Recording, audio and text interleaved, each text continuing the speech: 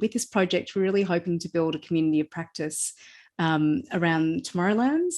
And we were really curious to see who in the NGFP or SWAF network might be either doing work with young people, combining work with young people in foresight and futures, or really interested or passionate about working in that area, all about that topic. So it's really great to connect with you here, and it's a continuing invitation as well. We're hoping to run these sessions quarterly. So if you have ideas for a session, if you'd like to share any of your work, or if there's work of others that you think we should know about, highly recommend that you get in touch with us and continue the conversation. Similarly, if you're keen on facilitating or running a session, we're thinking about having maybe perhaps a few different formats for sessions in the near future. So possibly some more participatory and interactive workshops beyond just talks and Q&As. But anyway, I'd love to hand over to Erica, who's going to be telling us more about the work that she's been doing over a number of years with young people in the Netherlands, and Shaquille as well, to tell us more about Tomorrowlands. Well, thank you, Anna. Yeah, so just to share about like where Tomorrowlands came from. I think so. I myself also applied for the NGFP fellowship in 2019. I think that's where I probably met Anna and Rodrigo for the first time as well. And I think one of the projects that I applied for, I think back then we used to call it walks of life, but basically creating a space where anyone from any walk of life would be able to come to this space. And I think and then eventually, I guess through a series of fortunate or unfortunate events, whichever event you may call it, we came to this space here. Here we are, and Tomorrowland right now is an open, inspirational, safe space for praxis. A praxis meaning that it's not just for reflection and thinking, but a space for acting upon whatever you're reflecting on. And it can be physical, it can be virtual, it can be a wall, it can be like a space in the park or a museum or a library or in a bazaar or maybe even in your parking lot, wherever you are. Like you can decide where the space can be, but a space where youths come together to co-imagine radical preferred futures, and they produce these cultural artifacts of their envisioned futures, meaning whether it's like art or whether it's toys or paintings, spoken word poetry, rap, like memes, whatever it is, and then sustainably act on identified projects of interest. So and hopefully we'll get a sense of that in a bit. So this particular project right now is being funded. We got a grant from the 2022 NGFP Impact Awards to basically pilot these Tomorrowlands in these few different locations in Bangladesh, Brazil, UK, Australia, and the Netherlands. And currently in this project, there's myself, there's Erica, Rodrigo, Finn, and Anna. And of course, I mean, this is where we start, but we hope that Tomorrowlands becomes a community, essentially, of practitioners, not just from the NGFP network, but even within our own communities or beyond that. And basically, it's, this space that we're creating right now, this is the first meet. It's an open invitation to foresight and futures practitioners who are working or interested in working with young people to articulate, explore, and generate these pathways towards desired futures. And we hope that it's going to be a combination of talks and workshops. So yeah, over here today, I think Erica will share an example of a Tomorrowland and that she's already worked on even before we got this grant, and it's called, if I'm not wrong, Kindertrendrede, or I think Erica will be able to share with us, and essentially it's kind of related to the Teach the Future, and the Teach the Future, as you can see, is a global nonprofit movement that promotes futures literacy as a life skill for students and educators. And I think I'll let Erica share more. But even before we go into that, let's just watch a quick video from there. I think about it every day, and so do you. The future. Recently, I had the idea to go see a cool sci-fi movie with a friend. So I booked 2 seats for a screening in the future. My friend is late. Her bus is delayed. Will delays be a thing of the past in the future? all buses arrive on time all the time? Or would there be traffic jams everywhere because everyone owns a self-driving car? Will we still text in 10 years? Are we going to text more and talk less with each other? Or would we prefer to no longer be available all the time? Will communication be telepathic in 100 years? Though that might be a little creepy. Will the gap between rich and poor get smaller or bigger? Will we grow food on rooftops? What will be the effects of climate change? We might have to look for alternatives. Is the future shaped by science as in this movie? Should I just watch the future unfold, or can I play an active role? We all think about the future. However, at school, we learn a lot about the past and present, but not as much about what is still to come. I am ready to explore the future. How about you? Will you join me?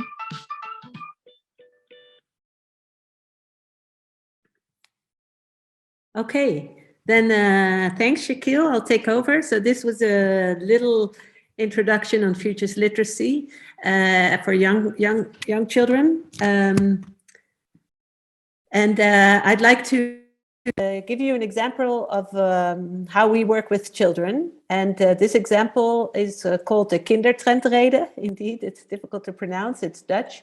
And it is a Tomorrowland. And the nice thing of the Tomorrowlands is that it's open, free spaces where we invite young people to discuss. And in this case, we connect it to education as well. But of course, this is not a necessity. This is how we got to this project. And we like to show it as an example.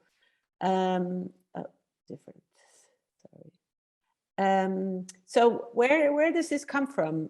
In the Netherlands, we always have the Troonrede. This is a yearly speech by the king, and he discusses about expectation of the upcoming year. So it's called the Troonrede. And a few trend watchers in the Netherlands thought, okay, this is cool, but maybe we can add something to this Troonrede. We will give a trendrede, and trendrede means a trend manifest. So Dutch trend watchers got together and they made a document, a manifest, in which they explain what the trends are that are also upcoming. So with that in mind, and this is their website if you'd like to check, but the text is in Dutch. That in mind, we thought, okay, there's this Troonrede, trendrede, and maybe we can do a Kindertrendrede, which is a young people's trend reasoning. So how do they see the future? What do they see is coming? And in English, we call it the Young Voices Manifesto. So I'll discuss it now as the Young Voices Manifesto. And this manifesto by young people, we connected it not to the whole country, but because that's quite big. We connected to the village or their city, so it becomes more closer and more on local scale for them to connect to. And we asked them actually what trends that they see and how they would want to address these trends, what they would want to do with them. A suggestion here is also, if you can, connect the Tomorrowland that you're planning to an existing event or idea, because then you can lift a bit from that idea already. And so then, yes, the Young Manifesto, it's nice to discuss about the future, but where do you start? How do you do it? What is that you discuss then? Because the future doesn't exist. So for that, we created like a structure on how to go about. And I'll sum up these 5. These are the steps, and I'll explain the steps in more depth going into the presentation. So the first one is that we partner up with the municipality and cooperate with local schools and youth organizations. So to partner up with them gives it a bit more stature and carrying power. So we try to connect with the municipality. And then if we made the connection, we offer them 5 lessons on the future. This is actually a booklet for the teachers that we then are going to work with. And we had 5 lessons for the teachers to work with, but actually now we changed it into 2 compressed lessons given by a teacher and training student because it was difficult for teachers to find this time. So we found another solution, and I'll explain a bit later.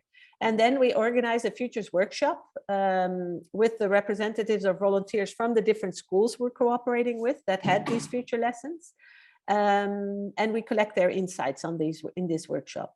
After that, we draft a manifest. So we will draft the text by what the results are, including 10 advices. And with that, we ask the young participants to reflect on it, because it's their text, so they should feel comfortable with it. And then we present this Young Voices Manifesto to the mayor of the city and their aldermen in a special public event hosted by the young participants. So it's their work and they're offering this to the mayor. So I'll go over the 5 a bit more in depth, and I'll go quick through the presentation. You can find it back, but to give you some ideas on what happened. So partnering up with the municipalities is first thing we did is we prepared our work plan and documents. So that makes a good first impression that we're not just there with a little idea, but already with some work done. So they felt comfortable to work with us. And as an invite also to all of you, you could use this Tomorrowland as an example, and also the documents and everything to already, if you go somewhere, to say, hey, it looks like this is what we will be doing, but a bit different. So you're free to use this. And then we contact the local government. Important thing is that you find internal support, that you find this person who actually believes in this and who is willing to go to the mayor or the alderman, or is making things happen and is willing to invest in this. And if you found that person, then you start organizing. And partly the first year we did a lot of volunteer investment of time, but we got a little budget already of the government to support us, the local government. The second year we got more budget because they started to understand what we're doing, and we had the example, and we had some little movies made, animations. So it was an official project. And then the third year, even, or year 2, we, because of the examples and the support of the local government, we also found some other sponsors and supporters to help us further develop.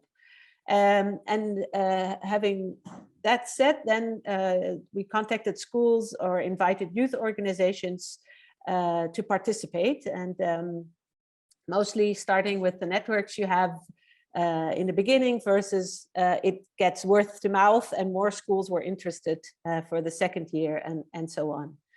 Oh, I'm going the wrong direction. Sorry. So what the second thing is, we offer materials, and for this we designed a lesson booklet for teachers with 5 lessons, a notebook for the students to work also in it themselves, some change cards, letter for the parents so that they also understood what was going on in school, and a certificate for them to become a future explorer.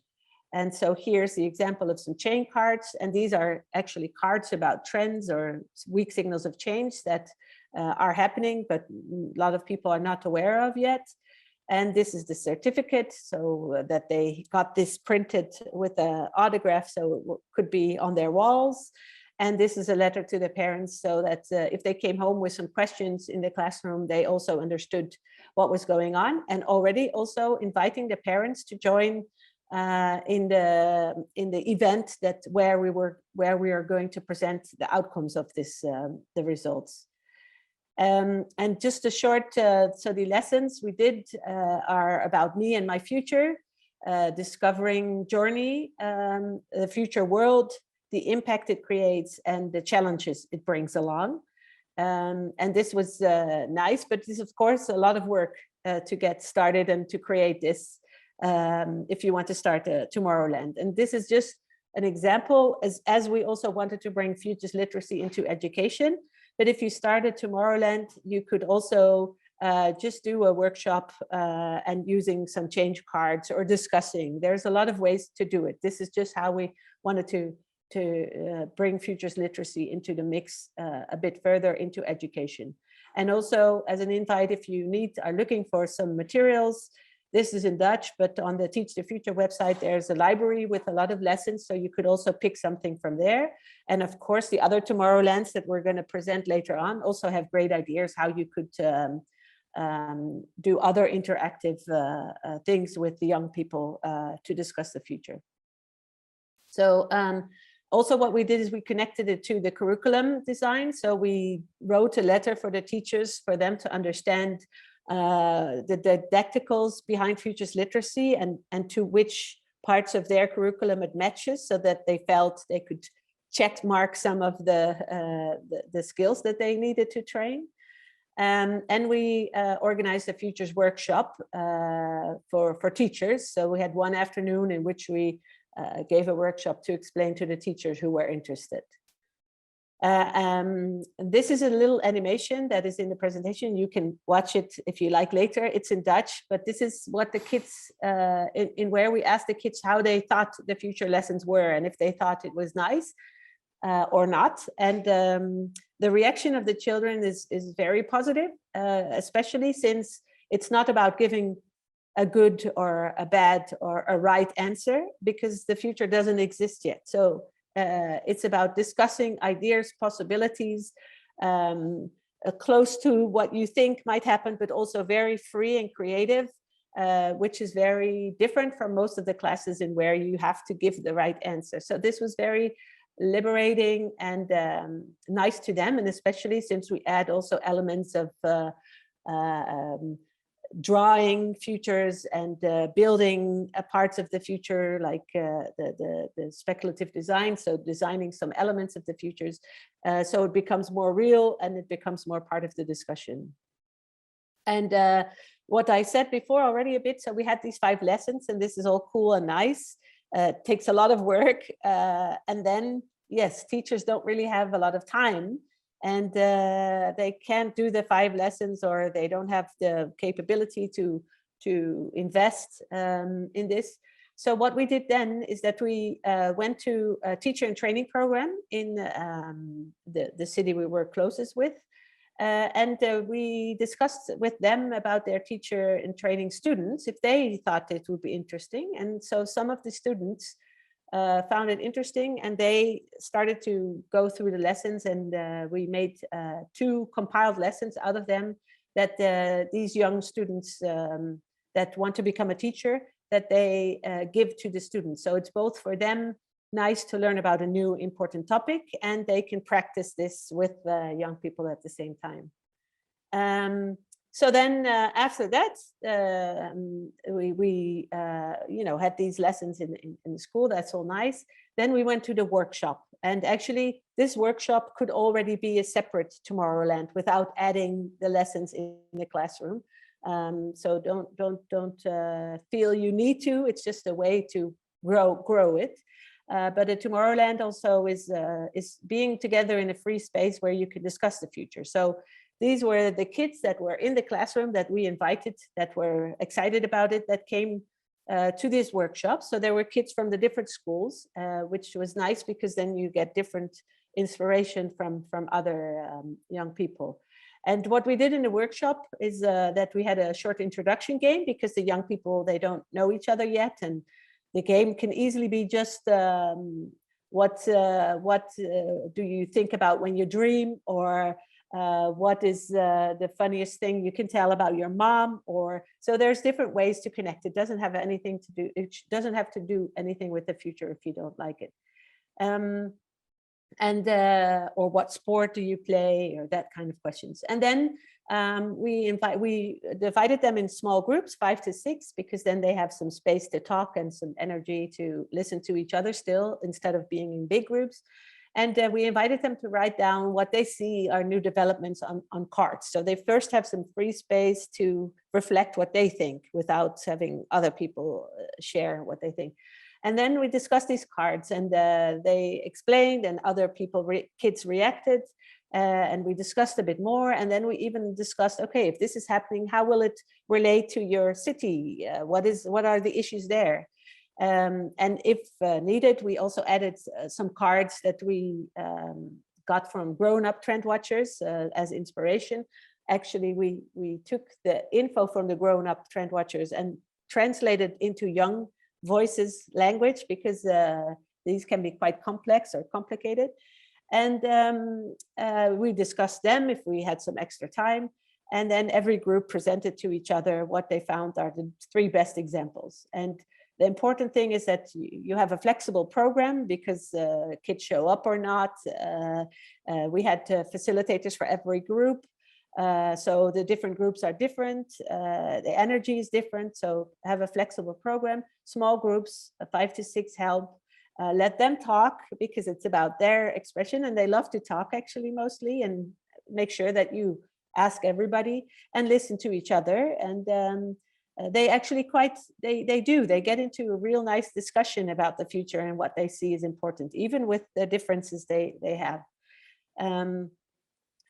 What we next to this did also to promote is that we recorded part of what they wrote on the trend cards, and on how they reflected on the trend cards of the grown-ups, so that we had an introduction little film also to present at the event that we then have later on with the results.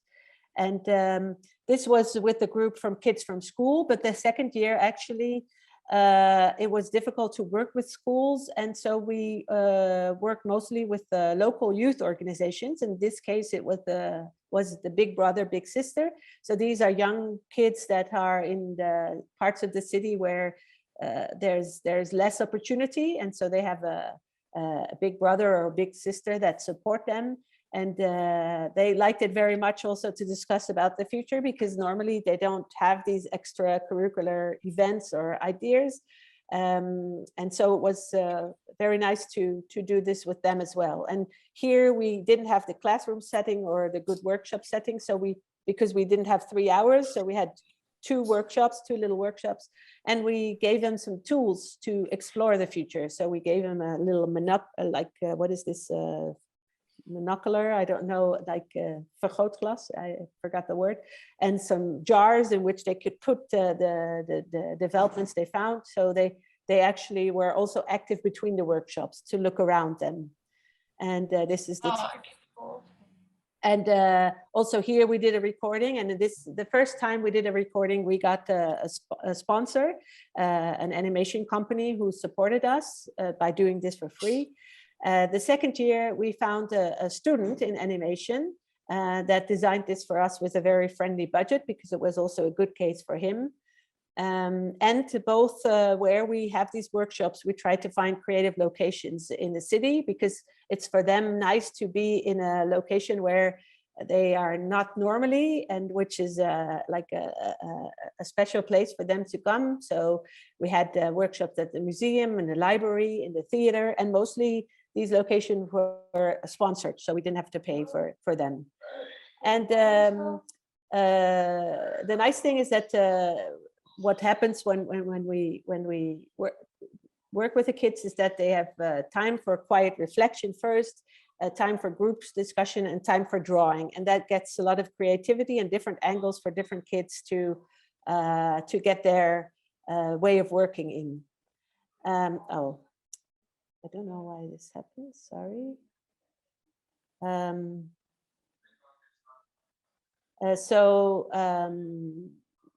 was here. The last time we did a recording also with students from a school that had to do a project, so that it was even free. It was also cool.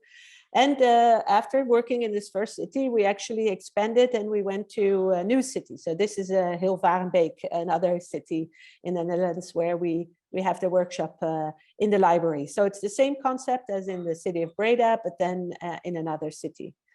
And so after having this workshop, the nice thing is that it doesn't stop there, that it becomes a bit more tangible. So we draft this manifesto so that they actually feel that we are not just discussing, but that their voice will be heard. And so we have a text in 3 parts. We have 10 advices and young people's names, organizations, and everything. And what is important for us here is that we record the workshops. So we actually have the real way how kids speak, to use that in the text, so it becomes much young version friendly.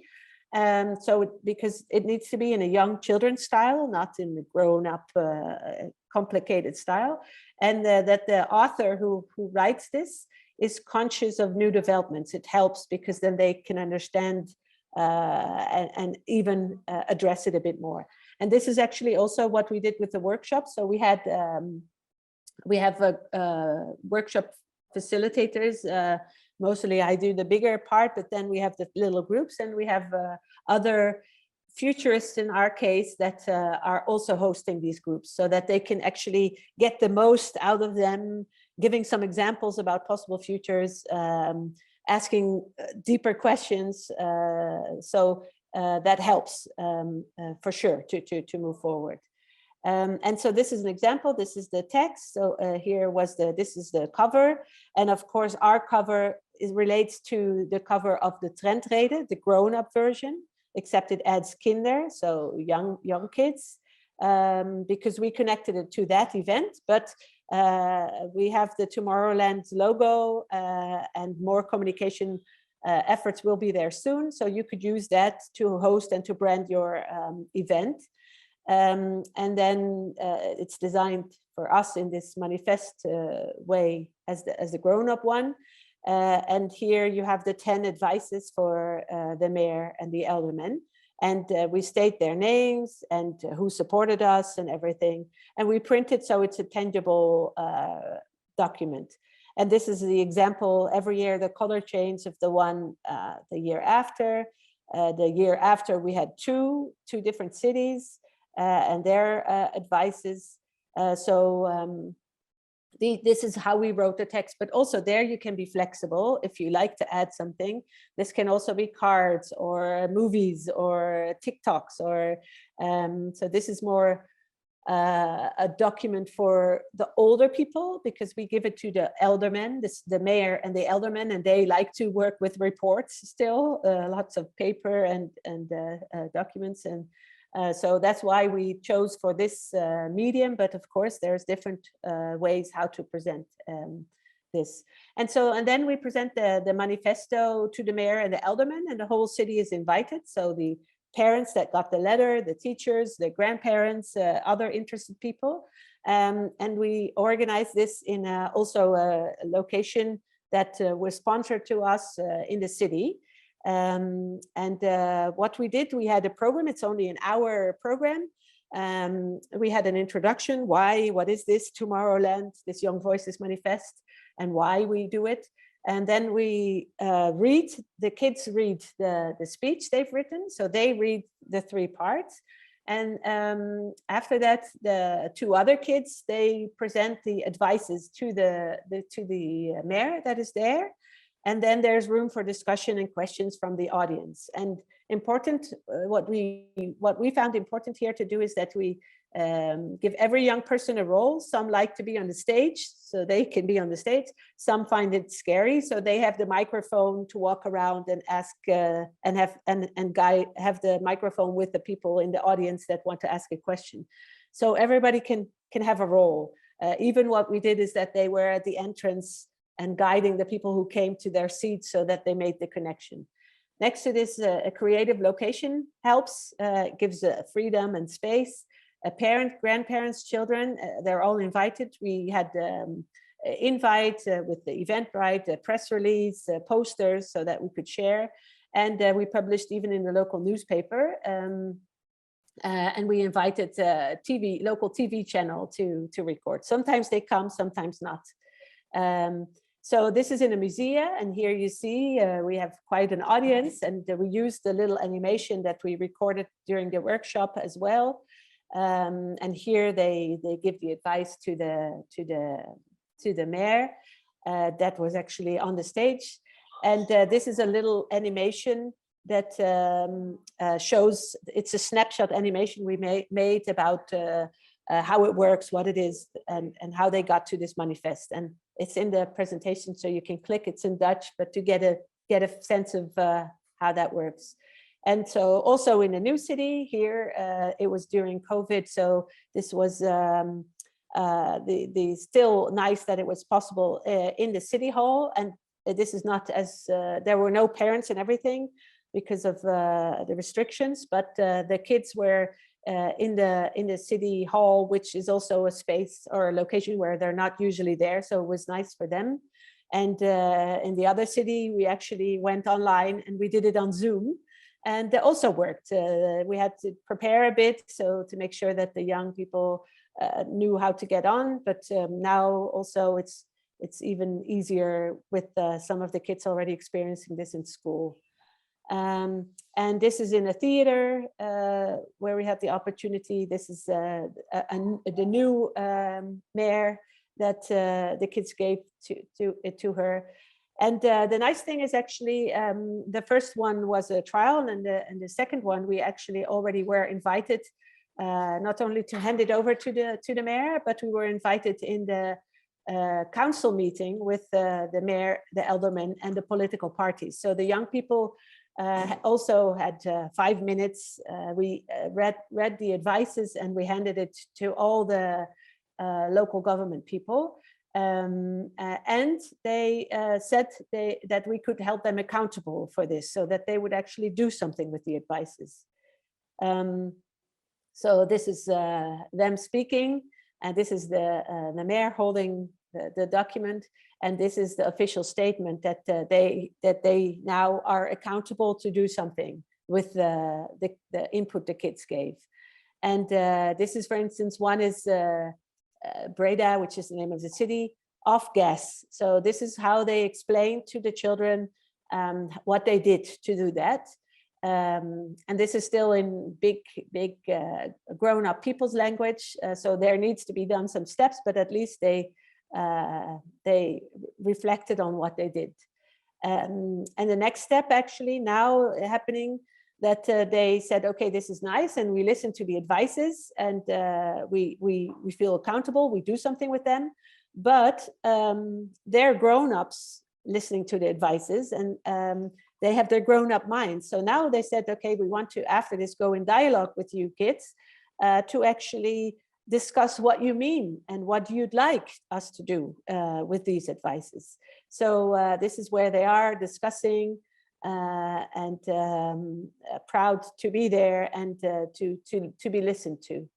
And I think this gives a nice example. This is the website of the Kindertrendrede to Young Voices manifest, to find some more information, but it's in Dutch.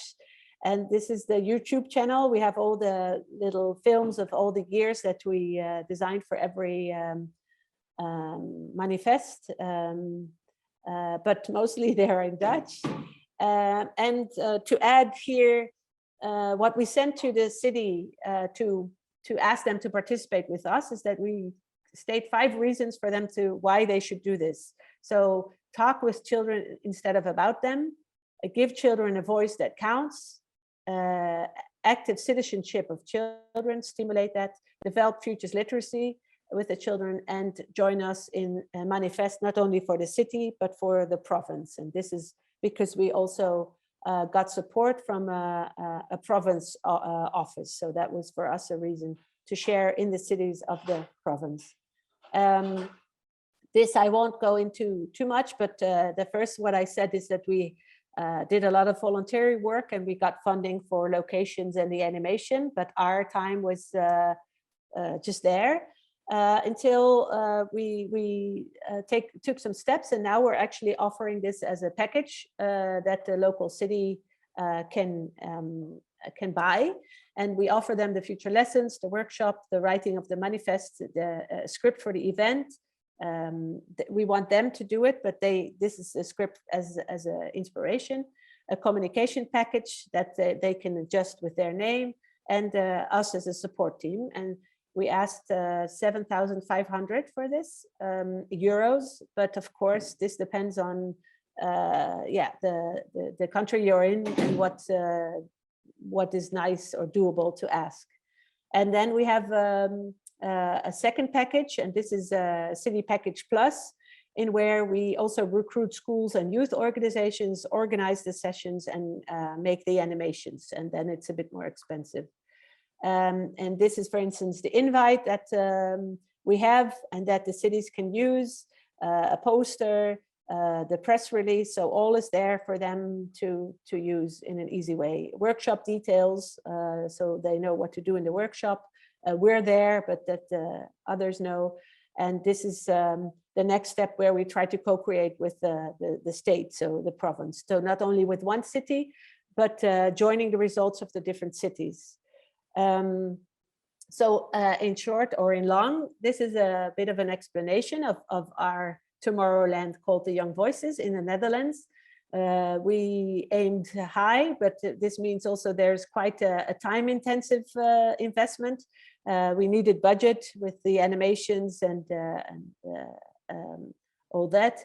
And we thought we try this knowing it has a possibility to grow and evolve. And sometimes you do a little less and sometimes you do a bit more, depending on the time and energy you have and the cities that connect with you. Last year we had 4, which was super nice, but it was quite complicated with COVID. So this year we only have 2 because the schools were busy and there was a lot of other things that, of course, they needed to invest and reflect on. So this is a nice example of a Tomorrowland, but it's quite intense. But the highlights are also that in this way, we also present bringing futures thinking into education. We actually give the young people a voice also to grown-ups. For grown-ups, it's a way to think more about next generations in their work, and we connect it to a local event, which helps us to grow sooner, better and bigger, if we like. So this example is just to inspire you. Oh, sorry. I keep pressing the wrong button. This example is just to inspire you to think big and to see the opportunities. But at the same time, there's a lot of ways how you can do a Tomorrowland. So, sorry. Our invite is to show this to inspire you. As an example, we will have more examples coming. Also, Shakil is working in Bangladesh, doing it in a way that fits the local context. Rodrigo in Brazil, Finn in the United Kingdom, and Anna in Australia next year. And of course, possibly also your Tomorrowland can be here as an example. And what we'd like to do to start inspire you and help you to set up your own Tomorrowland is that after these 5 Tomorrowlands that we will do within the project team, we will draft a guideline document for a simple Tomorrowland that everybody can start quite easily without all this big investments that we did for the Young Voices manifest. So a simple guideline how you could just pack the Tomorrowland flyer, go to the park and start discussing about the future together. And then we include the different local examples as this one and other ones, depending if you want to do a small one, a big one, including education or not. And we will, as we said, have this community of practice and where we can share our learnings and inspiration when working with young kids and discussing the future. And we will have a visual branding so that you can also use the stamp of a Tomorrowland for your event to be part of the bigger community. And for now, we have a website on the Teach the Future website called Tomorrowlands, and where you can find the first information, and more will follow soon. And as a last slide, if you can't start a Tomorrowland right now, or don't have time or energy, but you like this idea, then we have a suggestion or a way where you could do this online already. We have called Futures Reporters. There's a link in where we invite young people to express what they want the future to look like in 2050. And that will be posted on the world map. You can read the stories of the different young people. And together with these stories, we will publish a Futures Times in where we showcase how young people see the future. So this is already an invite for, if not being able to host a Tomorrowland, then feel free to use this to get young people already thinking about the future. And there we'll end this and have some time for reflection and discussion. And we hope this inspires and that you join us in the Tomorrowlands, because you are also the future. Thanks.